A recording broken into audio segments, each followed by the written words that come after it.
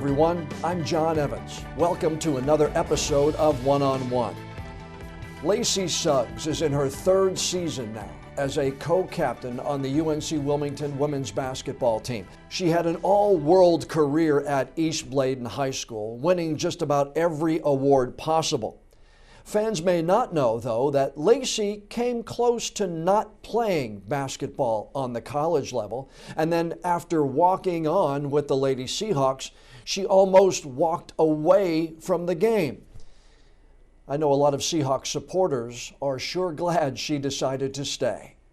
Lacey Suggs, homegrown talent, UNCW Lady Seahawk basketball player. Welcome to my One-on-One with John Evans podcast. Hi, how are you? Good. I have watched your career for a long time.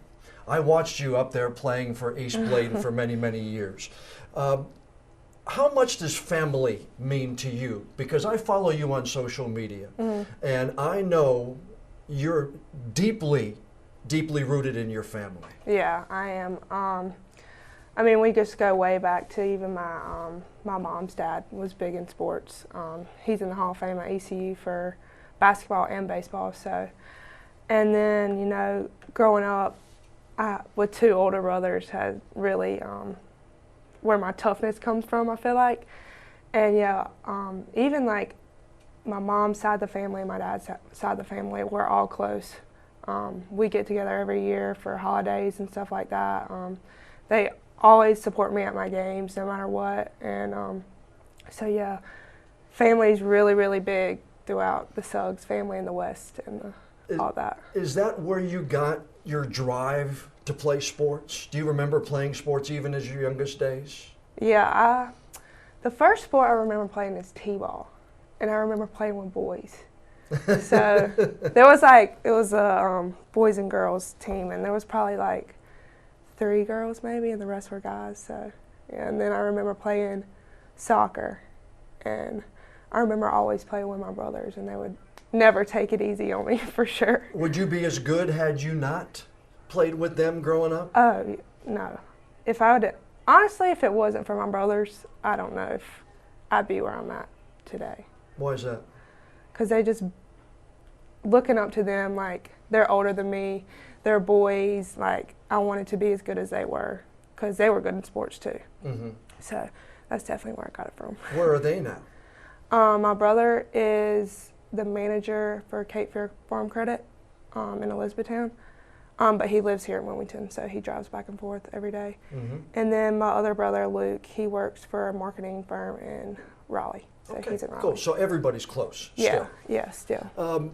When you were playing at East Bladen, and as you were getting older, did you see yourself better than most of the competition you played against, maybe middle school and as you were growing up and as you got into high school? Or did you always have to work? Because there are some people who are gifted in athletics. Yeah. Did you have to work at it? Honestly, from like middle school, our teams were always better. I think in middle school, we only lost like 1 game. Like through volleyball, softball, soccer, we only lost 1 game. So the talent wasn't there in the other schools, but there was a little bit of, I wouldn't say I had to like work very, very hard for it, but I think the people we had on our teams were just more talented and gifted than the other ones might have been. And then going up to high school, that's where you started to see the talent level take a step up, especially in other sports like volleyball, softball, and even basketball. I remember freshman year of high school, my first basket, it got stuck in the corner. Oh, really? Yeah. That's funny. Yeah. So I was like, oh God. Just transitioning from middle school to high school was kind of hard, just because in middle school I was so much taller than everyone, so I played a lot in the post in middle school, and then I got into high school, kind of switched to the guard position. Played the 4 sometimes. Right. But yeah, so the height-wise, the skill-wise, talent-wise, it definitely took a step up. When did you realize that you were going to have to work harder? Because if it comes easy, then you're like, oh, this is a breeze. Right. But then all of a sudden you get up and maybe some of the players are as tall as you. are quick as you, can dribble as well as you, and shoot as well as you. Do you remember when that wake-up call might have come? Definitely freshman year, and even playing for Coach Evers. Everyone's scared for playing for her because she's tough on you, she's hard. So I wanted to make that impression. I wanted to work hard. I wanted to always get better. So definitely freshman year. I remember we would always make our schedule around where we had a PE class, so we could get in the gym, work on our shot and stuff like that. So that was nice. What was it about Patty Evers that brought out the best in you? I got a quote from her that said, "You're the hardest working athlete she had in 22 years as a coach." What about her made Lacey Suggs so good? There's a lot of things. I mean, she was always pushing me to be the best person I could be. Even when I was doing bad, she would let me know. She wouldn't take it easy on me for sure. But we would always have one-on-one conversations. It wasn't just always about sports. She was close with my family. My uncle worked under her as her assistant. So just the connection and the trust we had, I feel like. And then, like I said, she's always there for me, always picking me up. Even on my worst days, she was there. But she'd always give me pointers on what I needed to work on, and she'd let me know when I needed to get in the gym, that's for sure. But there's in successful athletes' careers, there is always that one person who makes a difference. And is she the person in your life? For sure, definitely. She pushed and pushed me to this point now, and even she texts me almost every week, just telling me how proud she is of me and stuff, so that's nice to hear. 106 wins and 11 losses when you were at East Bladen. 2,166 points, 3 conference championships, 2 sectionals, standout, not only in basketball, in soccer, volleyball, all league. If you could have written a book about the way your career went, would you have imagined it when you were in 8th grade that you would have been that successful? No, definitely not. I mean, looking back on it now, it's just, wow. I don't even think I realized it when it was happening. But I look back, what was that, 3 years ago? And I'm like, wow.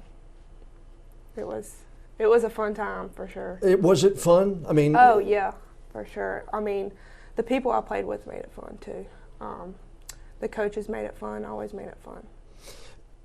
To those of us who have covered athletes, and I started out doing sports broadcasting years and years ago. Emmett Smith was in college when I first started my career. That shows you how old I am. But many of us who cover athletes who are good on the high school level say, where's she going to go play ball? Where's he going to go play ball? Who's going to think's recruiting? A lot of people, I think, were surprised when you went to UNC Wilmington. Did you have the opportunity to go to other places, and why UNCW? So this is kind of a long process, but so it kind of wasn't, to my knowledge, that I was gonna go play until probably going into my junior year. People were telling me, yeah, you can go play college, basically any sport you wanted to. That's what they were telling me. So at first I was wanting to go for basketball. So I started playing AAU and stuff, and then I was like, maybe this isn't for me. So I got on a travel softball team, and the coach there had a lot of connections and stuff. So I started playing for him up in Raleigh, and so I was dead set on softball for most of my junior year, and then going into my senior year, I'm like, I'm just not loving softball right now, so I just made up my mind that I wasn't going to play anything. I was just going to go to school. Really? You weren't going to play sports at all? Yeah. That's what I had in my head. And then, I don't know, something clicked. I went to a UNCW game my senior year of high school, and I said to myself, I think I want to do this. I don't want to not do it and regret it when I get older. So I talked to Coach Evers about it. She made the call up there and sent in videos and stuff, and then we got connections with the coach and talked, and so she allowed me to walk on. But the program at that point in time was not very successful. Right. It had a couple of down years with Coach Harris. So did you think you could help it build? It would seem like somebody with your talent level would have been able, if you're going to walk on, you would have been able to walk on maybe to a program that at the time was doing better. You know what I'm trying to say? Right. It just was not something that you see a star athlete, Right. Go into very often, to go to a program that's not doing very well. And then I just wanted to make a decision on school. Okay. So that's why I came here. My brother came here, my dad came here. I had cousins that swam here. Todd DeSorbo was the assistant swimming coach here. Now he's at Virginia. But so there's a lot of family here, and I'm close to home. So I wanted to pick a school first, and then one that would correlate with my major. So that's why I picked UNCW. And then after seeing them play, I was like, I think I could play with them. So That's a pretty mature decision for an 18-year-old to make. yeah. I feel like I'm pretty mature for my age. Well, I'm not saying that you're not, but again, when somebody has as much success as you did, you would think that, I love sports, I'm good at, basically, from what I understand, anything you try, you're good at. It would just have been, I think a lot of people would have thought that you would have gone sports first and maybe worked the school into the sports, but you kind of did it the other way. Yeah. Definitely because of my late decision. Because maybe if it didn't work out, I'd be stuck or somewhere I didn't want to get a degree at. And then when a coach leaves and you're there, what's that like? Most of us know when coaches are fired. Most of us, cover the headlines, but we don't often get a chance to talk to the athlete who was coaching or working under one coach and now all of a sudden has to work under another one. Yeah. So when the coach left and a new one came, I was kind of nervous because I feel like when a coach comes in, they look at their past players, like, what did they do? And then looking at the paper, they're not going to see nothing on me from freshman year. Right, but, I just had to go in there and prove myself, give it all I had every single day. And she called me, and she was like, you're one of my favorite players. So. Yeah, it seems like you really fit into Karen Barefoot's system. Yeah. Her and the way she plays and the way that Coach Evers plays is like up and down, pressing, like energy. So I'm used to that type of game. Up and down is transition stuff. That's what I'm good at. So. Your freshman season, you played 7 minutes. That might cost you a year of eligibility. When you look back at it now, anger, frustration, what's your feeling? What's your emotion? Me and my dad had a conversation mid-year, my freshman year, before I'd gotten in any games. Maybe taking that redshirt year, and thought about it for a while. And then I got in a game, and that's before that rule came about where if you even step on the court, that counts. So, and then after that, it was just, what can you do about it now? Can't go back and change it, but yeah. Because you're having a good time right now in Karen Barefoot's system. Yeah. And I would, correct me if I'm wrong, but if I'm you, I would love another year. Oh, yeah, for sure. Getting that year back, coming from 7 minutes to, and I was talking to someone, and I was telling them how long of a freshman year that was, and then these past 3 years and have just flown by because I've been having so much fun. It's just been going like that. Did you ever think about packing it in that freshman year? Oh, for sure. Actually, Christmas break, I remember thinking to myself, we get this month break. No one's in school or whatever, so do I want to be stuck here doing something that I'm not enjoying at all, or do I want to go home, just say forget it? But I don't know, something just told me, no, Lacey, just stick with it. So I stuck with it throughout the year, and things changed, so I'm glad that I stuck with it. My motto is everything happens for a reason. Yeah. And do I wish that I played freshman year? Yes, but I don't feel like I'd be where I am if that was the case. I don't see you as a quitter at anything. Oh, no. I don't see that happening to you. Quick aside, I'm going to get back into the athletic stuff. You've been at UNCW now 3 years, growing up in Bladen County. Some of the hurricanes that have come through here, Matthew, Florence, Dorian not as bad. But when you're here, and not only does it impact you here, but it impacts people around you where you grew up. How difficult is that to watch, and how did your family do during those hurricanes? First, my family was fine. The first hurricane, Florence, was that the Matthew was first, and then Florence was last year. But Matthew was 3 years ago. I don't really remember Matthew, but I remember Florence. Yeah. Our house was fine. We boarded up because we live right on the lake. So we boarded up that one. It flooded over the pier a little bit, but everything else was fine. And then this past one, we didn't even board up. So everything with my family, my house was fine. But yeah, it's devastating to see stuff around here. Like even driving from my house back to school, you just see piles and piles of stuff on the road, like empty houses, doors open. I mean, it's just really sad knowing that hurricane hit them that hard and like they were left with basically nothing. So yeah, I mean, we went out in the community and tried to do what we could do for the others across the street from school. I know they had to get out of their apartments in like basically a week, so we went in and helped them. So yeah, it's hard to watch, especially. It's a cold dose of reality, isn't it? Yeah. Because at school sometimes you're in a protected environment. Right. But even your school had $100 and some odd million worth of damage. So I mean, it really kind of reality slaps the entire community right in the face. Yeah, and it makes you appreciate things for sure, because it can be taken away like that, just like it was in the hurricane. What was it like making the transition from high school ball to college ball? Not only on the floor, but at East Bladen, you played in front of crowds, big crowds, especially for high school girls basketball games. And you come to UNCW, and there weren't too many people in the stands when you first got there. What was that like?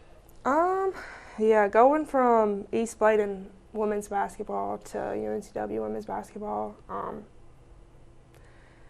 it was a complete change. But yeah, like you said, I was used to playing a lot, playing in front of a lot of people, and then going and sitting on the bench and not even seeing a lot of fans in the stadium. But it was just like, I guess I wasn't expecting it. Honestly, I wasn't expecting the atmosphere to be like that, but I'm glad it has made a change the past 2 years. When you're on the floor, when you're on the bench, do you notice the crowd, or are you in the Lacey zone and you're wondering about the guy or the player you're guarding and everything else, or do you hear what people are saying, or when you're sitting on the bench, do you hear the crowd behind you? Take me out to the court. So it's always good when you run out there in the beginning and you see a lot of people, because believe it or not, a crowd helps you in a game. Really? Yeah, for sure. But yeah, I try to stay focused throughout the whole game. Obviously, like the noise, the fans, they help us and stuff. They get us pumped up, and we get them pumped up. So it's just a fun atmosphere for them to be around. It's a fun game to watch. So yeah, they definitely help us at home. Conversely, though, when you go to somebody else's gym, yeah, and people get on, hey, 22, yeah, hey, 14, Mr. Free. I mean, do you hear that stuff? Oh no, that stuff doesn't bother me at all. I just one through one out the other. Really? Yeah, don't even. So it doesn't bother fans me. shouldn't even bother even trying to. No, don't try. It won't work. I want to take you back to the day that you were at a group event. The whole team was there, and you were offered the scholarship. That video is posted. Yeah. That's a pretty special time. Yeah. What was that night like for you? Well, we had a family, I think it was a dinner, just casual, everyone getting together, whatever. And then I see somebody with a camera walk by. I'm like, what? And I see my mom and dad, and then I see Coach Evers. I'm like, what is going on right now? So did you start to think you have an like, idea? Yeah, I kind of, like, when I saw them, I was like, something's about to go down. I don't know what it is. Hopefully it's good. But, yeah, I mean, it was amazing experience. Thankful that she took the time to set that up for me, basically. Reaching out to my parents was special, and to my coach. They came all the way from home to see it, and all the players being there and having them speak about me and on me and how they're proud of me and how coach is proud of me was really sweet of them to do that. One of those nights you'll never forget? Oh, for sure. Never forget that. And the fact that it's living on now in video Yeah. and online, you're lucky in that way that that memory is out there for a lot of other people to share. Right, yeah, just I'm glad my story did go out that way. Just showing people that, like, never give up, no matter what. Even if you want to, don't do it. You can do anything you set your mind to, and hard work does pay off, for sure. Do you get feedback from people on maybe social media or people who have seen that, who have learned from it, who have benefited from it? Because let's face it, you're out on that court, you got thousands of fans on social media, and seeing something like that, I would think, could make another 15, 16, 17-year-old young lady have that dream of one day doing the same thing that you did. Mm-hmm. I know Coach Barefoot comes up to me all the time, or when that happened after that, a lot of people reached out to her saying, oh my God, that was a great story. Like, she's doing so good. Like, she's impacting a lot of people. And yeah, she just tells me a lot of people reached out to her about it. And even the fans that come to the games now, they're always talking to me about it too. Talking about how they're proud of me and how I stuck with it. That's got to be a major league feel-good moment every time it happens. Yeah, yeah, for sure. Every time it happens. Yeah. Your face on a brochure, on a media guide, on a city bus. Lacey's right there on the side of a city bus. Yeah.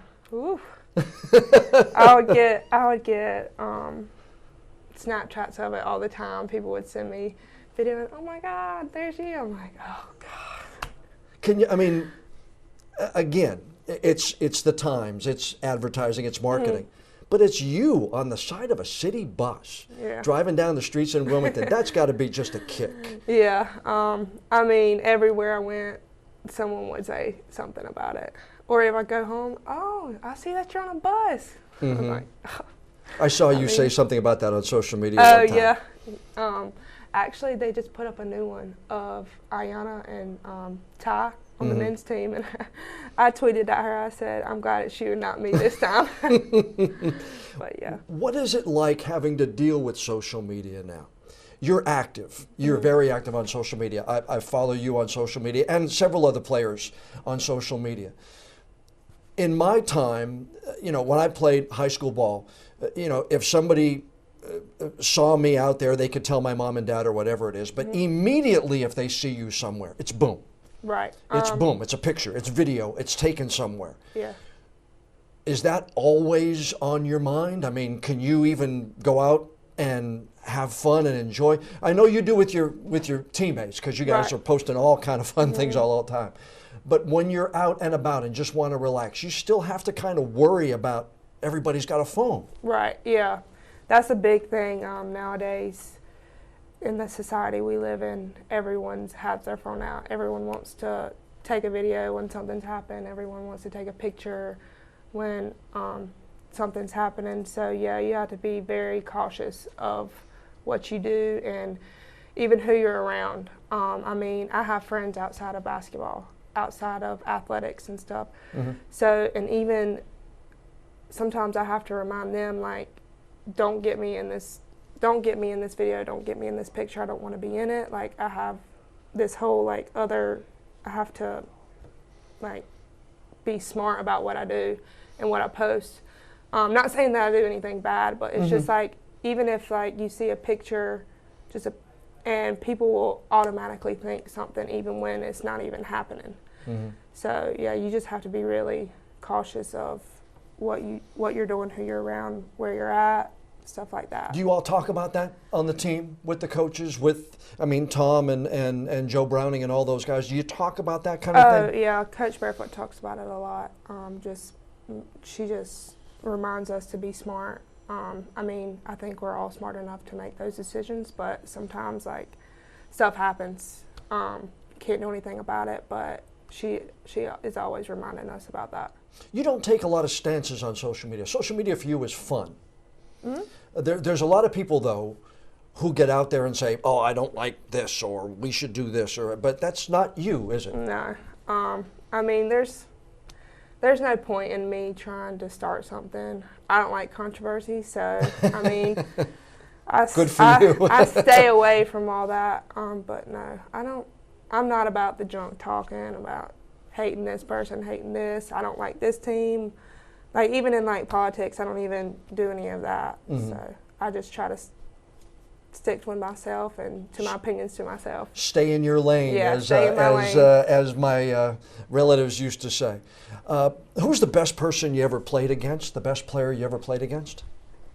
Oh, in high school too? Anytime. Michaela Boykin. Why is that? Even in high school, she was, from everyone else, she was way up here.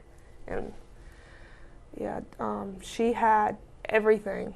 The skill set. She could shoot, she could drive, she could do anything. She could pull up, step back, and that was. What did you learn from her? What did I learn from her? She's doing really well at Duke. I'm really super proud of her, coming back from those knee injuries and everything. Mm-hmm. But everyone knew she was going to Duke when I think she committed 9th or 8th grade, verbally committed. So when we played them, everyone's like, oh. So, I just watched her game and actually learned from it. She was a great player, and still is. So, and there was a little junk talking when we would play, but that's fun, junk talking. Yeah. But she was fun to play against. I got to see her, how she played, and compared it to how I play, what I could do, what she could do. So, who was the best teammate you ever had? Best teammate? Who made you better? High school, college? High school, college. Because you have been, at least at East Bladen, you were the foundation of the team. But I'm just wondering if there was somebody who made you better along the way. I know. Well, I do high school and college. Miller Custis would always guard me in high school when we would go over plays. So I definitely say that she made me better because she was the best defender on the team. And then in college, I would say Gianna Smith made me better because we would always compete and go hard at it.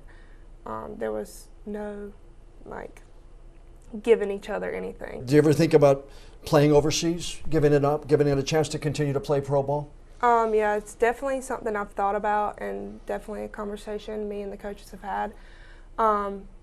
So still thinking about it. Not fully decided, but I need to make it quick. Yeah, you've got a whole nother year left. You've got a whole nother year. Look at somebody like Devontae, who's doing so well right now with the Lakers. And that's one young man you talk about having a motor. Mm-hmm. Here's a young man who just never quit, and had it not been for a broken wrist, wouldn't even be playing basketball these days. Yeah, I know. I remember he would always be in the gym. I always see him in the gym getting better with the coaches. So I'm super proud of him. A lot of people probably doubted him, and I'm glad that he proved them wrong, worked hard. He deserves it for sure. What will be a success for the UNCW women's basketball program this year and for Lacey this year? Or is it one and the same? Obviously, our goal is to win the conference and go to postseason. That is our number one goal. And for me, I just want to continue to get better, expand my game on the offense and defensive end. And also working on my vocal leadership, just not leading by example, but also having a voice. But how do you measure getting better? I mean, I know everybody wants to improve, but how do you, when you're at your level now and you had so much success in high school and you've worked to become such a success at UNCW, how do you measure that then? That you're hitting more free throws, that you're got more assists, that you're getting more, I mean, is it a stat thing, or is it when you walk off, when that final buzzer sounds after 40 minutes, you walk off and say, good game? Yeah. It's a little bit of both, but I don't pay a lot of attention to the stat sheet because it kind of gets in my head. But improving my free throw percentage, getting to the rim more, continuing to improve my 3-point percentage, just working on the little things, finishing at the rim, even defensively getting more rebounds and stuff like that. So it's just a combination of both. But obviously, if I have a bad game and we win, I'm fine with that. I work on me or work on myself. But overall, I'm happy that we won. I'm happy with the result. But then the next day, I got to work on myself, work on what I need to improve, work on my weaknesses. If somebody would have, when you were, say, 15, compared to maybe when you're 30, and if somebody comes back and says, you know, you're a true feel-good story.